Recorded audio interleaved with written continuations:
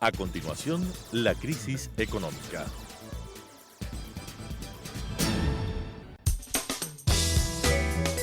Clasificación B, bajo supervisión de un adulto.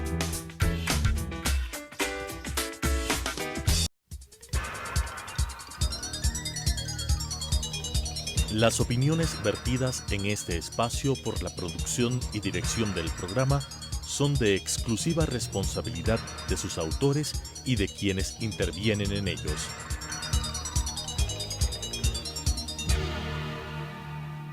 Telesucesos Canal 29 UHF presenta La crisis económica, asuntos de tipo económico, financiero, fiscal, competitividad, sector externo, cómo restaurar los equilibrios macroeconómicos del país, cuáles son sus soluciones para restaurar no solamente los equilibrios, sino iniciar la recuperación económica que todos los ecuatorianos queremos en este país, con la conducción del economista César Robalino Gonzaga. La crisis económica. Estimados amigos y amigas, muy buenas noches. Gracias por estar con nosotros nuevamente en este programa que hemos denominado La crisis económica del Ecuador. En estos días ha acontecido dos fenómenos que creo que es necesario que comentemos en este programa. El uno, hace pocos días, en que la Asamblea Nacional decidió archivar un proyecto de ley de emergencia, ley de crecimiento económico, presentada por el gobierno nacional. El domingo pasado, la Asamblea decidió archivar con 70 votos a favor del archivo. Esas son noticias sumamente preocupantes para el país, para su futuro, preocupantes para los mercados nacionales, para los inversionistas, para los mercados internacionales también, sobre el interrogante ¿a dónde va el Ecuador? ¿A dónde va la economía ecuatoriana? Pero también hace más o menos cerca de un mes, un respetable grupo de indígenas organizados en la CONAI, respetable organización, decidieron presentar al presidente de la República y al presidente de la Asamblea Nacional un documento que dicen que son sugerencias que dan para superar la crisis macroeconómica del país. Vamos a tratar este primer tema, que es más importante que el segundo, y para eso hemos invitado a un distinguido amigo que le sigue la pista a todo lo que es finanzas públicas. Y el desequilibrio en la parte fiscal, mis queridos amigos, como hemos dicho en varias oportunidades en este programa, es el más grave desequilibrio y el más grave desafío que tiene la economía para su estabilidad económica, financiera y monetaria. Y hemos invitado para este tema al distinguido economista que es director del Observatorio Fiscal de la República, que es don Jaime. Gracias por estar con nosotros en este programa. Jaime, la Asamblea decidió archivar el proyecto de ley que contenía como 22 reformas a leyes, pero que se concentraba, por decirlo así, en algunas partes que tenía el lado monetario y fundamentalmente el área tributaria, para poder recaudar un poco más y ir cerrando la brecha de financiamiento. ¿Qué contenía en lo básico ese proyecto de ley en materia tributaria, Jaime, por favor? Bueno, primero es importante recordar el antecedente, ¿no? El Ecuador tiene un déficit de 5.000 millones de dólares. Aproximadamente. En el presupuesto general del Estado. En el presupuesto del Estado. Es una cifra grande, ¿no? Es más de lo que se recauda por impuesto a la renta. Más 5.000 millones de pago de pasivos, amortizaciones y otros pasivos. De la deuda pública interna y externa. Entonces, el Ecuador requiere 10.000 millones de dólares como necesidad de financiamiento. Para seguir funcionando adecuadamente. Ese valor es incompatible con la dolarización y no es viable para el Ecuador. El gobierno tenía la intención de subir el IVA, porque la única manera de bajar el déficit, no financiar el déficit, que es otra cosa, reducir el déficit, es o generando ingresos reduciendo gastos o combinando las dos cosas. El gobierno trató o tenía la intención de subir el IVA, pero la acogida de subida del IVA en la Asamblea era negativa. No hubo esa posibilidad. Luego eliminó los subsidios a los combustibles y todos sabemos lo que pasó. Claro. Reducir el gasto público tiene dificultades. Y en ese entorno envió esta ley que en principio, según el gobierno, pretendía recaudar 700 millones de dólares para bajar el déficit. Y además de, en el aspecto tributario, tener más ingresos para el fisco. Planteaba la autonomía del Banco Central, planteaba fortalecer la administración de las finanzas públicas, que es un tema muy importante, entre otras cosas que proponía la ley. La Asamblea acaba de rechazar este proyecto. Entonces el país está bloqueado. No tiene posibilidades de generar ingresos, de reducir los subsidios, dificultades en bajar el gasto público, y no puede seguir endeudándose al ritmo porque el endeudamiento del Ecuador ya es alto y es caro. ¿Cuál es el efecto de lo que acaba de ocurrir?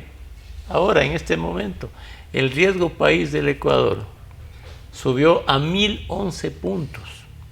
Bueno, eso para las personas que nos escuchan, Jaime, eso significa que si, asuma usted, el gobierno decide por necesidad de financiamiento ir a los mercados internacionales de capitales para obtener, mediante la emisión de bonos, digo usted, a 5 o 10 años, 2.000 millones de dólares. ¿Qué tasa les va a exigir los mercados? Primero, ¿qué es el riesgo país? Es la sobretasa que debe pagar un país por encima de la tasa de los bonos del Tesoro americano a 10 años. A 10 años.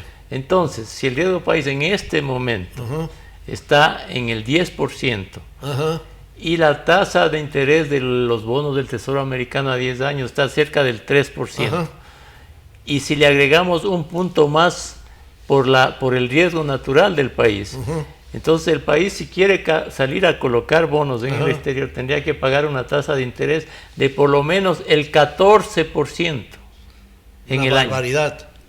Es imposible para el Ecuador. ¿Alguien no se es viable. puede atrever en el gobierno de acudir en estas circunstancias? No, imposible. Pero hay algo más importante. Bueno, todas las cosas ya de hecho son preocupantes e importantes. Una es el precio, este es el precio de la sinrazón en el país, de la incapacidad de ponerse de acuerdo, de pensar en el país y no en los intereses particulares. El precio de satisfacer los intereses particulares y dejar a un lado la solución de los problemas del país es este, por una parte. Y por otra, el precio incluso hasta puede ser mayor.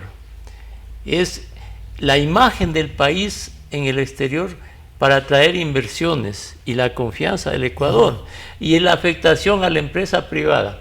Si usted es un empresario privado y quiere para su empresa pedir préstamos en el exterior para que vengan dólares, que es lo que necesita. Sin la intervención de la banca privada, sino directamente, ¿no?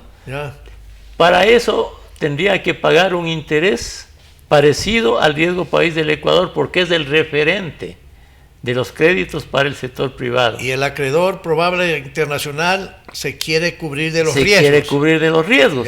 Entonces la afectación es a la profundización de las finanzas públicas, al deterioro de la capacidad de traer dólares para que la economía se active, y en general en la percepción que tienen los mercados y los inversionistas de la vulnerabilidad del Ecuador, de la vulnerabilidad económica, política, social, de la ingobernabilidad del país y la incapacidad de llegar a acuerdos. Así es que lo que está pasando en el Ecuador es realmente preocupante para el futuro de la economía del país, ¿no? Ahora, fíjese, Jaime, si los diferentes grupos humanos, todos los grupos humanos respetables, no importa la ideología, dicen no aumento de impuestos, no importa si es el IVA, el impuesto a la renta, lo que sea, Jaime. Y luego dicen, no aumento el precio del combustible y tampoco del gas. Y los sindicalistas públicos dirán, no pueden sacar 10.000, 20.000, 30.000, 40.000, 50.000 empleados públicos. Lo siento, gobierno no puede hacer nada de eso. Lo siento. Entonces el gobierno se enfrenta a un problema serio. Entonces uno dice, bueno, ¿qué hacer? A ver, primero un antecedente. Parece que en el país nos hemos olvidado que estamos en un país dolarizado. Ajá. La dolarización necesita imperativamente un modelo económico y un rigor fiscal y económico compatible con la dolarización. Si no tuviéramos la dolarización, en este momento, si tuviéramos moneda propia, la inflación estaría creciendo. Y las devaluaciones. Y ahí la gente estaría preocupándose. Pero hoy parece que no se preocupa, porque hay la dolarización. Pero por debajo de la dolarización se la está socavando, los cimientos de la dolarización. ¿Qué opciones tiene el gobierno en este rato? ¿Sí?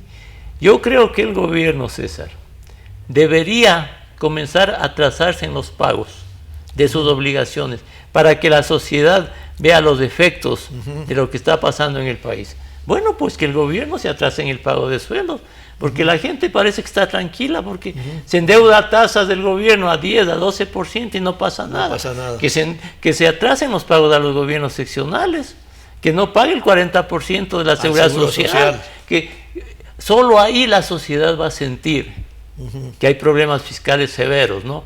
Caso contrario, este rato, todos están al día en los pagos. Y el país sigue endeudándose en bonos basura a esas tasas, pagando esas tasas de interés. Entonces, parecería, César, que no hay real conciencia en la sociedad de lo que se tiene que hacer en el fisco y en la economía, en una economía dolarizada. Claro. Y hagamos un poco de historia. Después del boom de los 70s hubo desajustes parecidos a los actuales. Más gasto, más deuda, más subsidios, todo lo que se puede decir. 80s y 90s nos pasamos tratando de arreglar las cosas.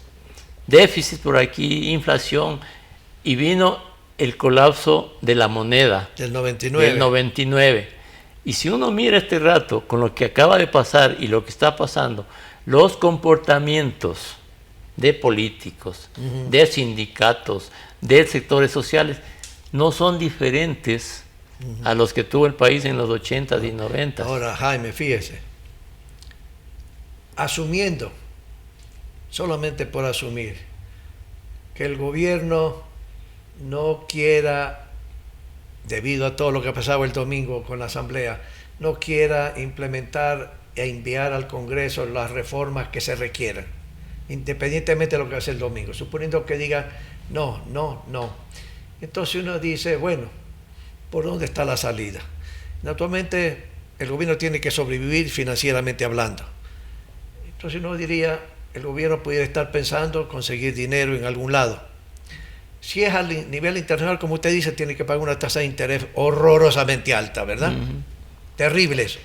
Pero pudiera estar pensando también en lo siguiente, que no es recomendable, pero en una angustia por recursos fiscales para no dejar pagar sueldos y salarios, etcétera, lo que voy a estar pensando es decir, muy bien, yo me voy a seguir atrasando en el envío de dinero al Seguro Social por el 40% del sistema de pensiones.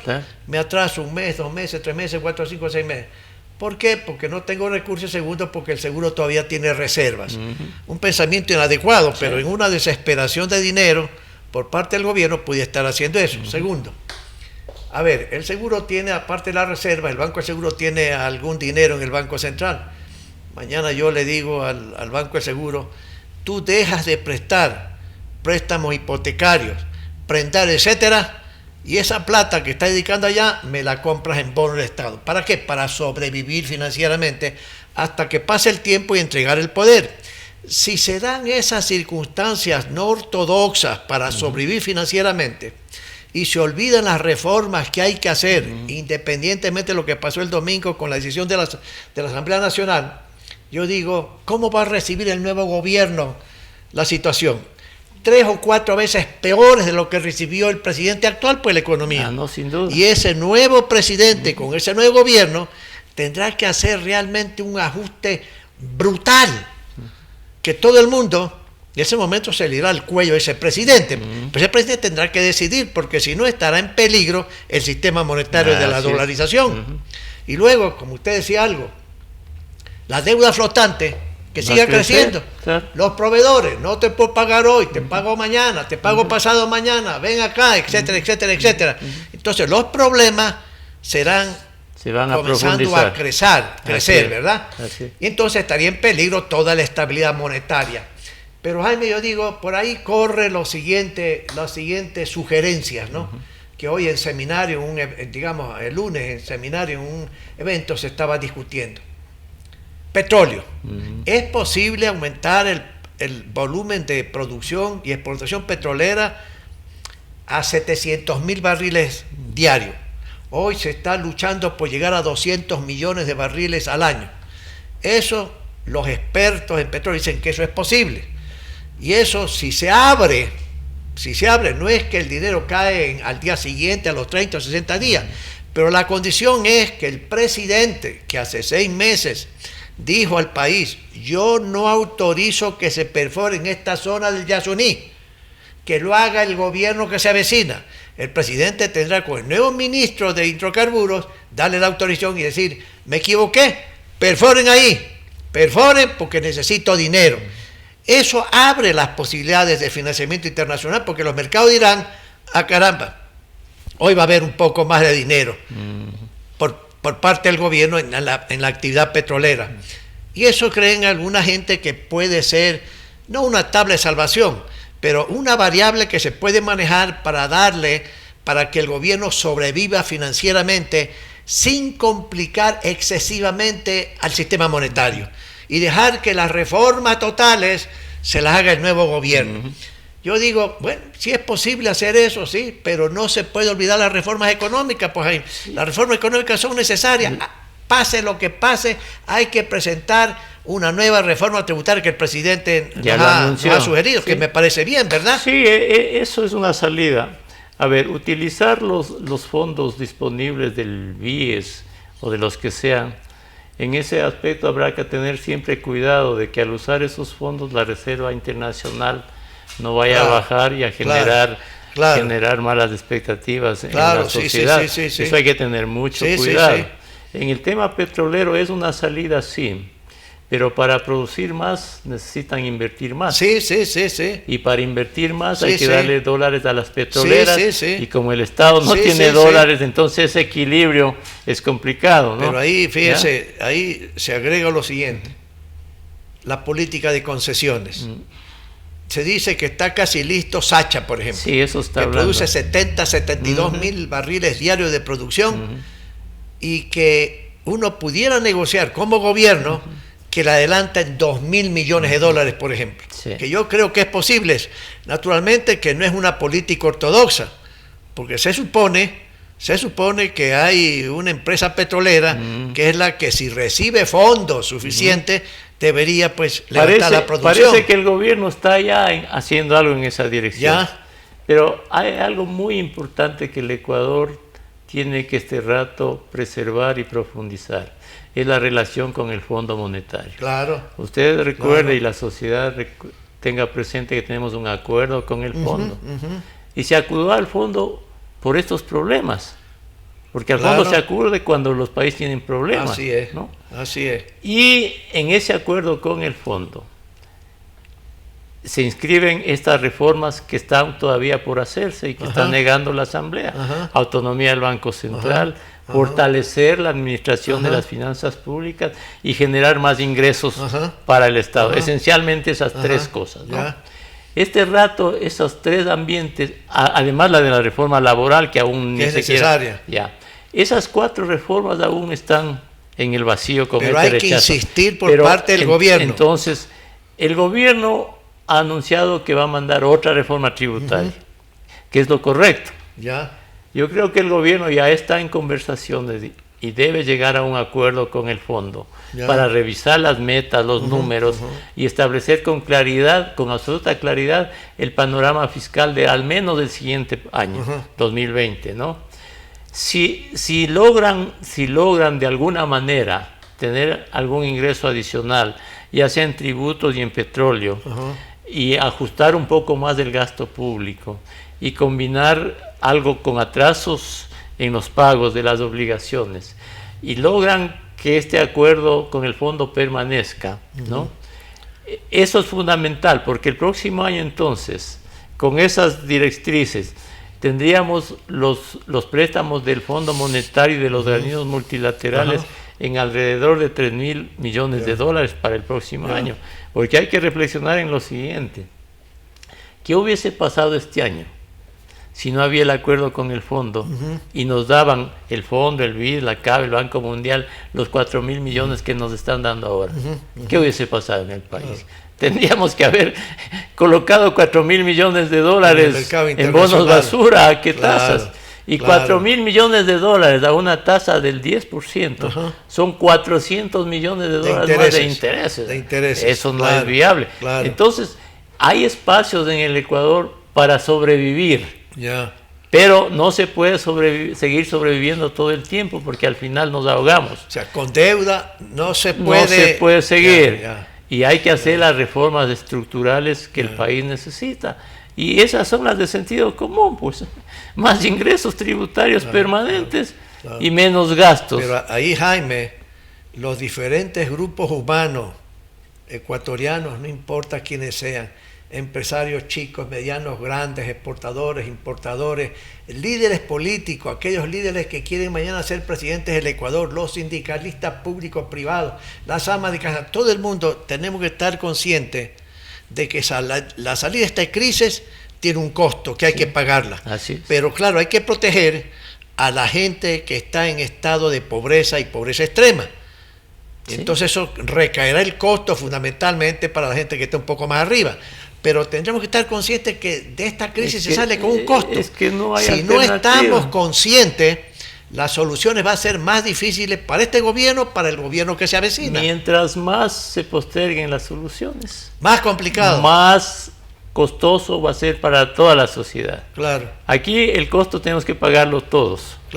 Empresarios, trabajadores, pobres, que hay que minimizar el costo para los pobres. Eso es correcto, pero es una tarea difícil.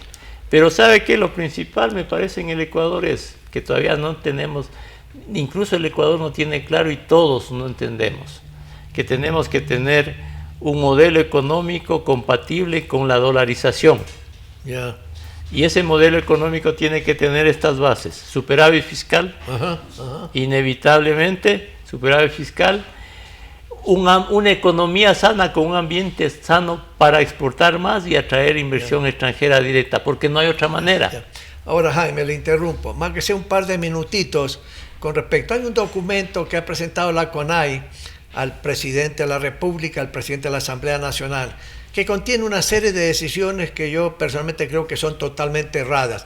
Pero, ¿qué puede comentar sobre algunas sugerencias que tiene ese documento? Ese documento no tiene ningún sustento técnico, ningún rigor, ninguna responsabilidad con el país. Esas propuestas que se hacen en ese documento, lo único que le traerían al país es la destrucción de la dolarización y de la economía. Es lamentable que se presente un documento de esa naturaleza para agravar el patrimonio de las empresas, que son las que producen, para aumentar el impuesto a la renta de las empresas, que son las que producen, para gravar a los activos de las empresas, que son las que producen. Ese documento... Y para aumentar sustancialmente los sueldos y salarios. Y para aumentar sueldos y salarios, para aumentar el impuesto a la salida de divisas. Ese documento no tiene ninguna responsabilidad. Tiene la irresponsabilidad de atentar contra un sistema dolarizado. Porque además, cuando alguien presenta un programa económico por sentido común, tiene que tener un conjunto de variables sobre las que se asienta un programa económico. ¿Cómo va a crecer la economía? ¿Qué nivel de inflación va a haber? ¿Cuánto se va a producir en petróleo? ¿Cuánto se va a exportar? cuál va a ser el precio del petróleo, y sobre todas esas variables se articula un programa económico con costos, con beneficios, cuáles van a ser los ingresos tributarios, cuáles van a ser el gasto público. Eso no tiene ni pies ni cabeza. Ya, don Jaime. Estimados amigos, amigas, hemos escuchado a nuestro estimado invitado sobre este tema, fundamentalmente de lo que tiene que ver con las finanzas públicas del Ecuador. No es que estamos listos, que nos vamos por el precipicio. La cosa no es así. Hay ciertas soluciones, sí, pero lo que el gobierno tiene irremediablemente que convencerse, independientemente de lo que pasó el domingo con el archivo de ese proyecto de ley, tiene que irremediablemente insistir en enviar las reformas económicas necesarias. Acertado el presidente decir, vamos a enviar un nuevo proyecto por la vía rápida de reformas económicas. En la parte tributaria va a ser básico. Sí, hay que crear más ingresos para el Estado y hay que reducir también el gasto, pero en burocracia. Sí, hay salidas, no es que no hay salida, pero esas salidas, amigos, tienen un costo que todos tenemos que estar conscientes. Trabajadores, profesionales, abogados, economistas, políticos, líderes políticos, aquellos que quieren ser presidentes el día de mañana, empresarios chiquitos, medianos, grandes, agricultores, quienes sean. Todos tenemos que estar conscientes que hay un costo y hay que pagar. Y ese costo tenemos que pagar, pero defendiendo a la gente pobre. La gente pobre y la gente de extrema pobreza no pueden pagar las consecuencias de este ajuste que es necesario. ¿Sí? Señores, yo espero que todos ustedes que nos escuchan puedan percibir nuestra preocupación, que no es de hoy en este programa. La gravedad e intensidad de la crisis es realmente cierta. No es cierto cuando alguien dice esto es una cosa que va a pasar el día de mañana. No, mis amigos, no. Hay que tomar decisiones radicales y hay que llegar a convenios y consensos que hoy son difíciles, pero el gobierno tiene que demostrar su competencia. El grupo del frente político tiene que actuar a los efectos de convencer y decirle a los políticos en la asamblea, etcétera, cuál realmente es la realidad intensa, la gravedad de la crisis. No se puede, mi amigo, no se puede combatir la pobreza si no hay crecimiento de la economía, y el crecimiento de la economía se hace con más inversiones, no públicas, porque el Estado ya no da más, inversiones privadas y exportaciones, entre ellas petróleo, exportaciones privadas. Pero para ello hay que crear las condiciones necesarias. ¿Para qué? Para que esas variables que tienen que reemplazar al gasto público como fuente de crecimiento, esas variables, inversión privada, extranjera y nacional, y exportaciones, tienen que reemplazar al gasto público y su expansión para crear condiciones de crecimiento, de expansión económica y de creación de empleo, que es el elemento más grave por la falta de crecimiento, el desempleo abierto, el subempleo, el empleo informal, etc.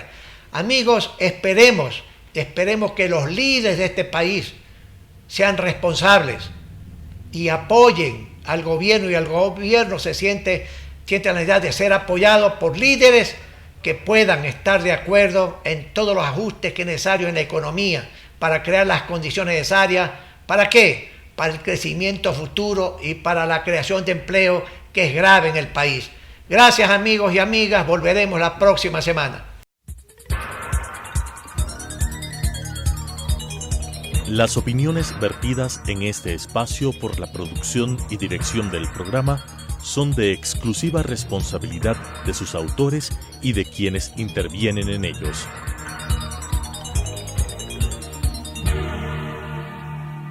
Telesucesos Canal 29 UHF presentó La crisis económica, asuntos de tipo económico, financiero, fiscal, competitividad, sector externo, cómo restaurar los equilibrios macroeconómicos del país, cuáles son sus soluciones para restaurar no solamente los equilibrios, sino iniciar la recuperación económica que todos los ecuatorianos queremos en este país, con la conducción del economista César Robalino Gonzaga.